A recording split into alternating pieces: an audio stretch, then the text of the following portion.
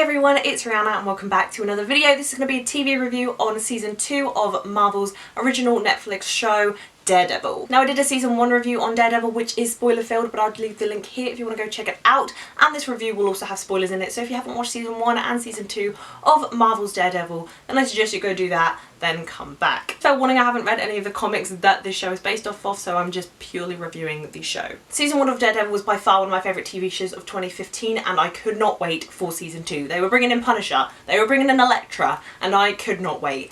And if anything, season 2 absolutely trumps season 1. I love season 1, it was a great start to Daredevil in the TV universe, but season 2 blows it out of the park. This season was mind-blowing. I felt so many different emotions while watching Daredevil season 2. I felt like I'd gone through a war afterwards. I was pretty much Matt Murdock at the end of this season, worn out and tired. I absolutely loved season 2 of Daredevil. I love the direction they were going in. I love how the show feels a lot more grounded than it did in season 1, and I just love the plot lines and characters and villains overall. Season 2 of Daredevil feels a lot more grounded in its storyline. In season 1 we had the Russians, we had the Japanese, we had the Chinese, we had Wilson Fisk going on. Everything around Hell's Kitchen was madness, and it was really hard for me to concentrate on all these different storylines going around in the first season of Daredevil. And I feel like in the first season with Wilson Fisk and with the multiple plot lines, it was a very drawn out season. It just felt like Wilson Fisk couldn't be defeated,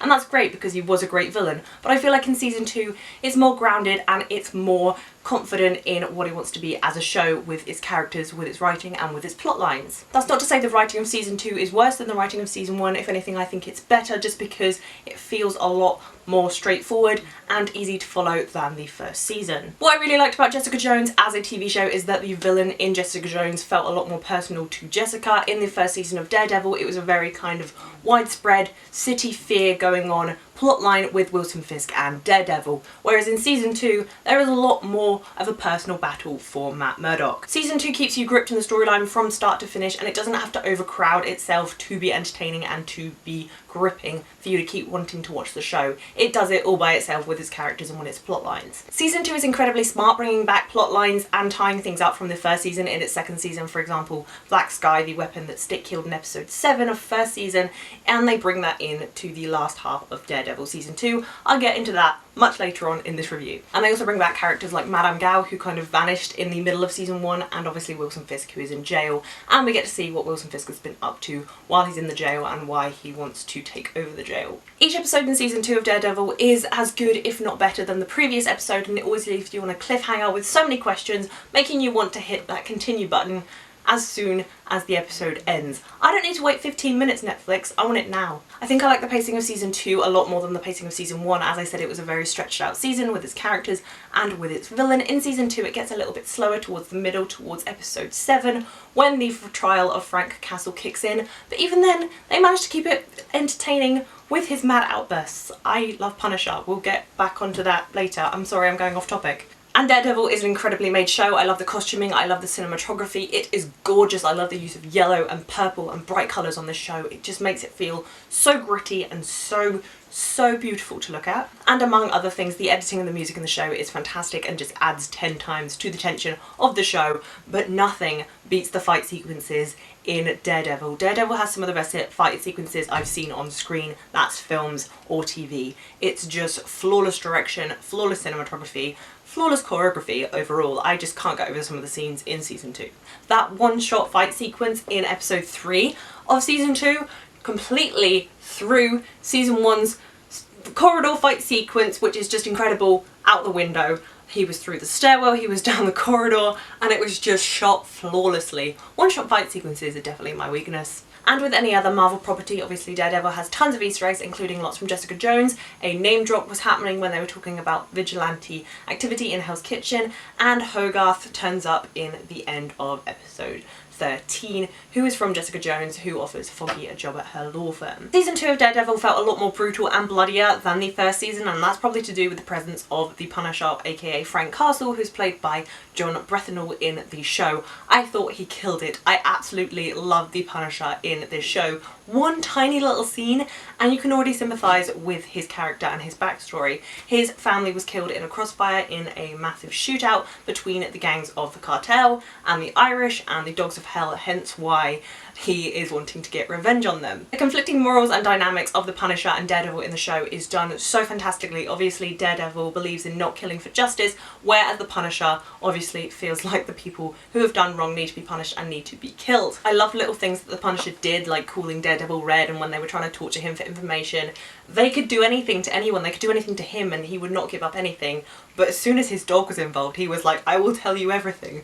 I was like, I like this character already, he knows the value of dogs. That scene where Frank Castle is telling Daredevil his backstory earlier on in the season just shows how the writers are so clever in the show. They can make a conversation between two people just so raw and emotional and just so gripping to watch, as well as make the action super badass. That scene in the jail in episode 9 with Punisher, when he literally just killed everyone in his way, my jaw was on the floor, I was in complete shock. I had to pause it for 5 minutes just to get over the shock of that scene. It was insanity, and that's not the only scene that just made me die overall. I love when a show can make you sympathise with the villain because you definitely see two sides to the story, and I love the way they do that with the Punisher in the show. I love the Punisher so much. I want his own show on Netflix. It will be amazing. And comparing Elektra and the Punisher to Wilson Fisk last season, obviously we did sympathise with Wilson Fisk. I just felt like his storyline was too drawn out for a whole season. I love the fact that they split this season of Daredevil into half Punisher, half Elektra. Even the scenes in this season that had Frank Castle's trial were just so gripping because you did not know what he was going to say next, and I think his relationship with Karen is really interesting, and that might have something to do with her backstory on why she sympathises with the Punisher. Although in the beginning of the season we didn't get to see Punisher much in action, I love how he came back in the end of the season to help Matt Murdock out when he was trying to defeat the Hand. I love seeing the backstory of the Punisher as well as seeing him in action scenes. I would have liked to seen him in more action though. I could go on about the Punisher all day every day because I absolutely loved him in this season. I think he killed it. Jon Bernthal is just so freaking good as an actor. I want his own show, but we do have to talk about another character. Another character by the name of Elektra, who is played by Elodie in the show, who I just thought was flawless. I loved her costuming, I loved her personality and her chemistry with Matt. It was so damn sexy in that scene where she was first introduced and we learned their backstory together. It was just so hot. That fight scene in the beginning of episode 6 gave me such Kill Bill vibes with her fighting style. I thought it was done so well. I absolutely loved it when she kicked ass with Matt.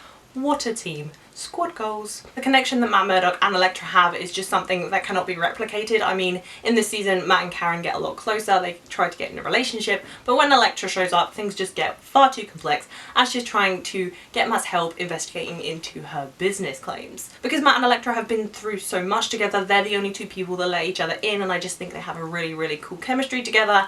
And that scene in episode 13 where she died was just super heartbreaking when she jumped in front of Matt to save him from dying. We also find out in the end of season 2 that Elektra is Black Sky, that is worshipped by the Hand, run by Nobo, who is from the first season. If you remember, in episode 7 of season 1, Stick killed the child weapon called Black Sky, and we get a lot more development of that in season 2. That is just really interesting. The only thing that bugged me about it is that they kept saying it was a war, it was a war, it was a war, and it's like, I never really saw much of a war in the ending. Whether or not they stopped the war before it began, I don't know, but it just felt like they were bigging up the ending finale scene and finale episode more than they probably should have, saying that it was going to be this massive war. There was tons of ninjas, but it wasn't exactly, you know, Lord of the Rings war, if you get what I mean. Elektra's role in the season of Daredevil is incredibly vital to Matt Murdock's character development. In the flashbacks of Matt and Elektra, we obviously see that Elektra has tracked down the man that killed Matt's father, and we see that Matt learns his justice system, that killing is the wrong thing to do.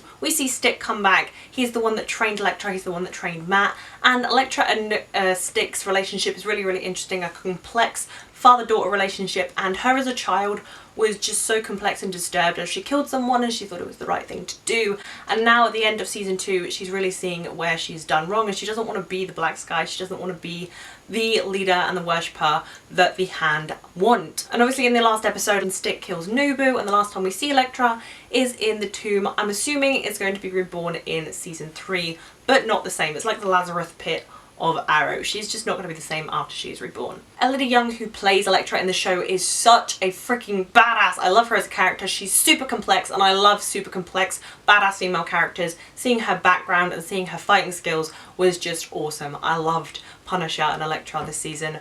Possibly even more than Daredevil. I think the biggest shock to me this season was definitely going back to jail and seeing Wilson Fisk in jail. When Punisher is found guilty and put in jail, Wilson Fisk wants a job for him, and that's where episode 9 comes in, where literally Punisher just slays everyone, and it's incredible. But I want to know what Wilson Fisk is up to, considering we were kind of left open-ended with him wanting to see Matt Murdock's files. Maybe he'll come back in season 3 and turn everyone's shit upside down. So let's talk about some of my favourite side characters in the show. Foggy Nelson turned into such a badass lawyer in this season. On the trial of Frank Castle, where did that even come from in Foggy? I don't know. Maybe Matt being gone has awakened the inner badass in Foggy. I love him. And Karen Page, what a badass. She would not stop going and going and going into the Castle files to prove the truth. She would just not give up, and I absolutely love her as a character. Her relationship with Frank is really interesting, as I said. Karen Page never gives up. And I love her. And we got a little bit of Claire Temple back in this season. We didn't get much of her, which is a really big shame because I really like her as a character. We really need to see more development of her in season 3, but I love the fact that she's the one that was questioning Matt's morals, and she's the one that can really knock some sense into Matt. I think I've pretty much covered everything now that I love about season 2 of Daredevil. That season finale was incredible, although it was bigged up to be something a lot more than it was. I was emotional when Elektra died. I was with Matt there. I felt like I was in the shoes of Matt Murdock this season. I finished it, felt like I needed to have 5 days sleep, felt like I was in a war zone. Punisher reference. Honestly, just season 2 of Daredevil, incredible.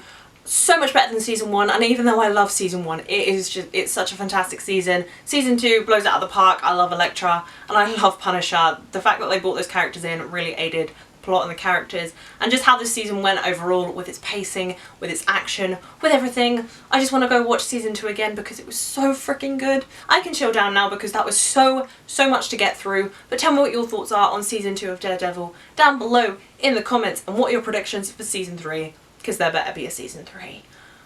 Otherwise I'll go insane. If you like this video, please be sure to give it a thumbs up, and if you haven't already, please subscribe to my channel. I'll be bringing you lots more TV reviews and movie reviews for you guys very soon. As usual, all my social media links, including my Twitter, Facebook, Instagram and Letterboxd, will be down below in the description. Come follow me. Thank you guys so much for watching. That's all I have for you today. Bye!